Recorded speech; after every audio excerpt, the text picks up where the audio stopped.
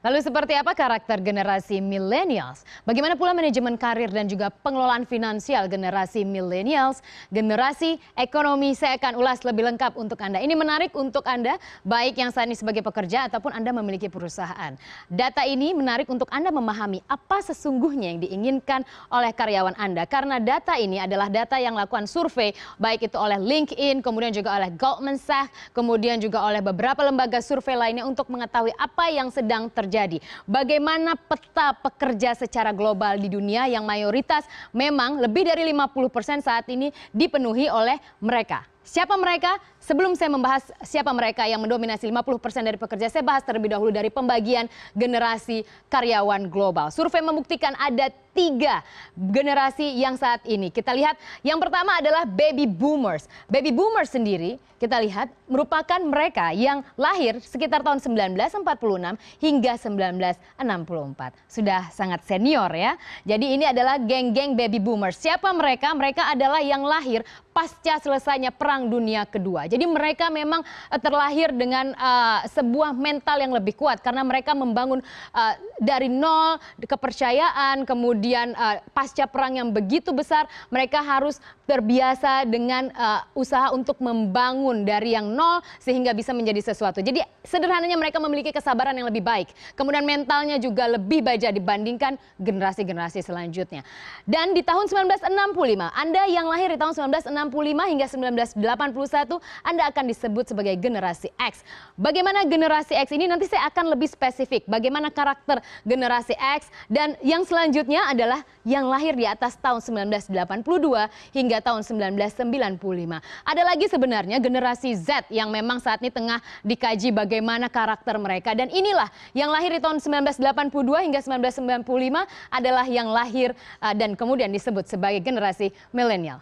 Syukurnya saya milenial ya. Saya akan lihat seperti apa karakter saya, seperti apa karakter Anda mungkin yang masuk generasi X atau juga masih ada di baby boomers. Kita akan ke sana. Terlebih dahulu kita akan lihat bagaimana karakter dari baby boomers. Ini yang saya sebut karakter-karakter yang menarik untuk kita cermati. Mereka adalah yang dilahirkan pasca Perang Dunia Kedua. Di belahan dunia manapun pasti tidak enak pasca Perang Dunia Kedua. Baik di Amerika, Eropa, Jepang, apalagi Indonesia yang saat itu juga masih baru lepas, baru merdeka, baru membangun sebuah bangsa.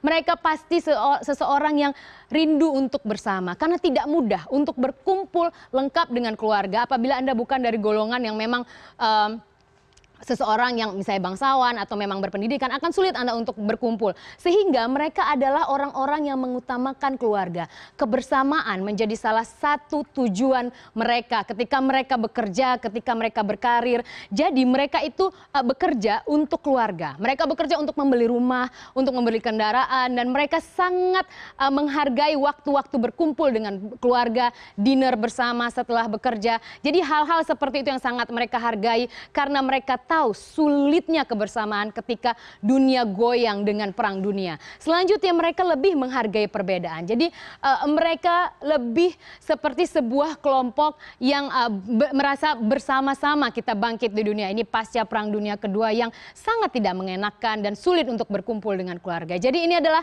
karakter baby boomers. Mungkin ada kakek, nenek, atau juga mungkin ada orang tua Anda yang masih masuk di generasi baby boomers, maka Anda sudah mudah memetakan apa yang mereka inginkan sesungguhnya. Maka jangan heran kalau ada kakek nenek atau orang tua Anda yang menghubungi Anda ketika weekend dan mengajak berkumpul bersama. Bagi mereka, keluarga adalah segalanya.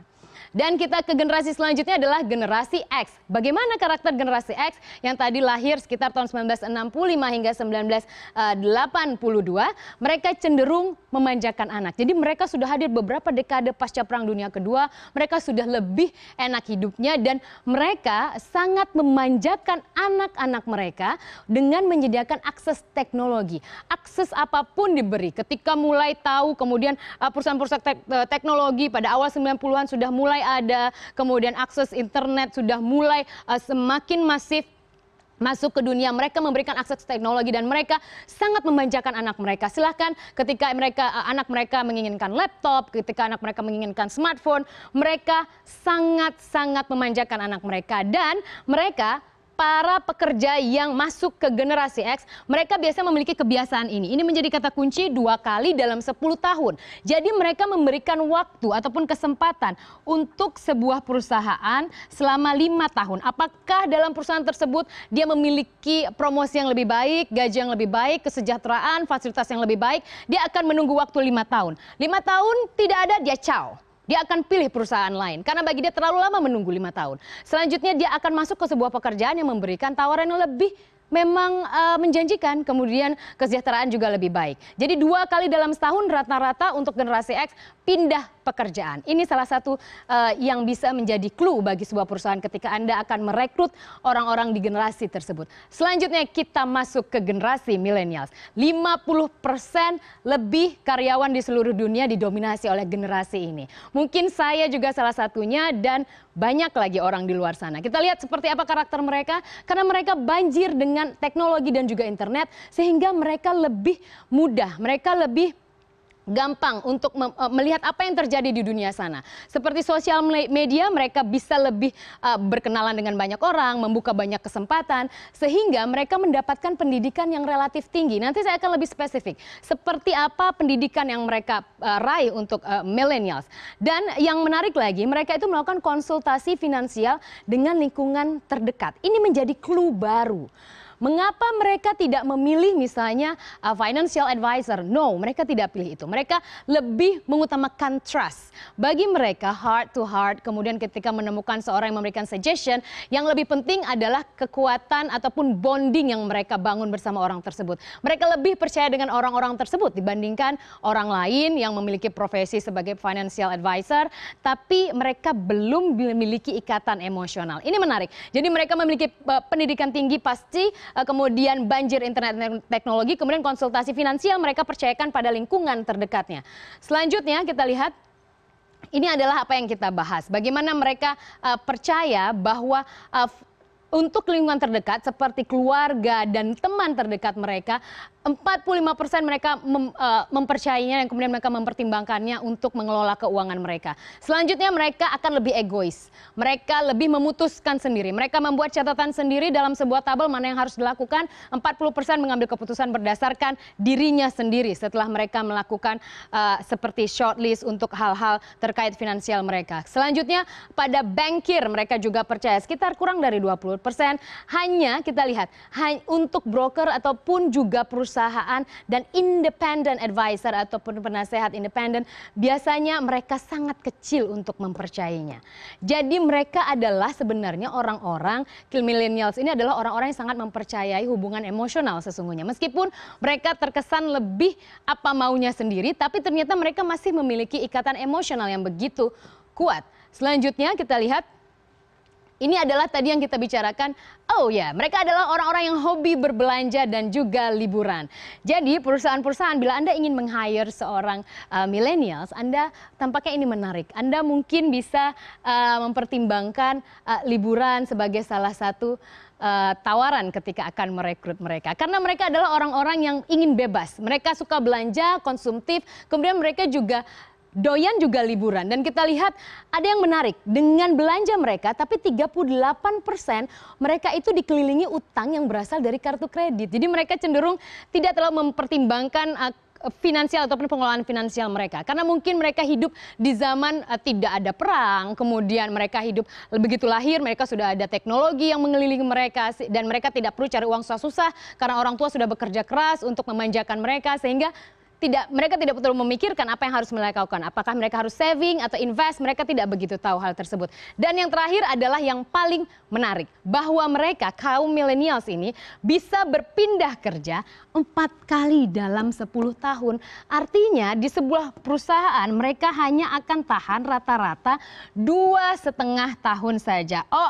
Bagi perusahaan yang memiliki pekerja dari millennials, perhatikan ini menarik. Bagaimana 2,5 tahun Anda hanya akan memiliki umur seorang milenial sebagai pekerja hanya 2,5 tahun. Terkecuali kaum milenials ini unik. Mereka memiliki sebuah kemampuan adaptasi sebenarnya baik, tapi mereka tidak pintar untuk mengimplementasikan hal tersebut. Mereka mau bekerja sama dengan baik itu generasi baby boomer sebagai atasan mereka atau generasi X, asal mereka mendapatkan mutual respect. Jadi mereka ingin tetap dihargai. Walaupun orang senior-senior mengatakan, kan hanya anak kecil, mereka tahu apa, pengalaman tidak ada. Mereka tidak suka hal seperti itu. Karena bagi mereka tinggal klik di Google misalnya untuk mengetahui satu hal yang satu orang pun di dunia ini mungkin belum tahu. Mereka hanya tinggal klik, mereka buat keyword dan segera mereka bisa mengetahui dan menguasai apa yang diketahui oleh orang-orang berpengalaman. Dan itulah mengapa bagi perusahaan-perusahaan apabila Anda merekrut level-level menengah ke atas, berhati-hati bahwa Anda harus meyakinkan orang-orang tersebut adalah orang-orang yang mampu menghargai kemampuan, skill, kemudian juga cara belajar kaum-kaum millennials ini dengan lebih baik. Mereka sangat menghargai mutual respect sehingga mereka akan bisa saja bertahan lebih lama dari 2,5 tahun. Mereka tidak terlalu suka dengan sebuah yang tipikal yang terlalu bossy, kemudian logisnya juga tidak dapat. Mereka mencintai sebuah pengalaman ataupun juga keterangan yang logis. Jadi mereka tidak suka sesuatu yang dilarang, tapi mereka tidak mendapatkan logikanya di mana. Dan kemudian mereka itu adalah orang-orang yang biasanya mengisi profesi-profesi ini. Kita lihat yang pertama, untuk kaum millennials yang lahir di atas tahun 1982 hingga 1995, mereka menyukai dunia hiburan. Kemudian mereka juga memiliki ketertarikan di instansi pemerintahan. Jadi tampaknya selanjutnya juga ada organisasi nirlaba dan yang menarik di media seperti kami saat ini. Mungkin kami dipenuhi oleh orang-orang millennials yang memang menyukai sesuatu yang lebih dinamis, berubah setiap hari dan tidak ada struktur yang terlalu tidak ada struktur yang terlalu bossy di sini, begitu egaliter. Mungkin itu adalah sesuatu yang dicintai oleh kaum-kaum millennials. Namun dari 4 profesi favorit dari kaum-kaum millennials tersebut, kita bisa menarik kesimpulan bahwa mereka menyukai sesuatu yang dinamis, dunia hiburan dan juga media, tapi mereka menyukai menjadi bagian dalam tata pemerintahan dan memiliki sensitivitas lingkungan dan sosial yang tinggi. Mereka mau terlibat dalam instansi pemerintahan dan mereka mau terlibat dalam NGO seperti organisasi nirlaba. Jadi ini adalah profesi-profesi ataupun tempat-tempat favorit kaum millennials. Bagi Anda pengusaha yang saat ini bermain di sektor ini, percayalah Anda banjir karyawan. Karena banyak yang ingin di profesi ini, di sektor ini. Asalkan Anda tidak perlu khawatir dengan 2,5 tahun maksimal tadi. Rata-rata mereka akan resign, tapi Anda harus memiliki strategi bagaimana mendekati mereka. Pilihlah orang-orang level menengah ke atas yang akan membimbing mereka dengan orang-orang yang memiliki karakter yang tepat menghadapi para millennials ini. Sehingga mereka tidak cepat kabur, apalagi bagi mereka yang berpotensi sangat tinggi. Selanjutnya kita lihat, saya masih punya beberapa slide dan ini adalah ini tadi terkait dengan bagaimana mereka begitu menyukai belanja. Mereka konsumtif. Ini juga menjadi salah satu bagian yang cukup baik untuk Anda pengusaha retail karena kita lihat, saya mengambil refleksi saja untuk Eropa dan Amerika sama saja bahwa trennya mengalami peningkatan. Artinya ini didominasi oleh kaum-kaum millennials yang memang hobi belanja dan akan terus trennya naik menurut para ekonom, dan hal ini tampaknya menjadi salah satu angin segar untuk pengusaha retail terus berusaha karena kaum millennials demografinya cukup luas dan akan semakin banyak beberapa tahun mendatang. Well, millennials memang sebuah generasi yang unik. Bagi mereka, bagi generasi X misalnya, sukses itu adalah kaya dan muda. Namun bagi millennials, untuk sukses itu adalah pleasure, sebuah kesenangan yang tidak melulu terkait uang.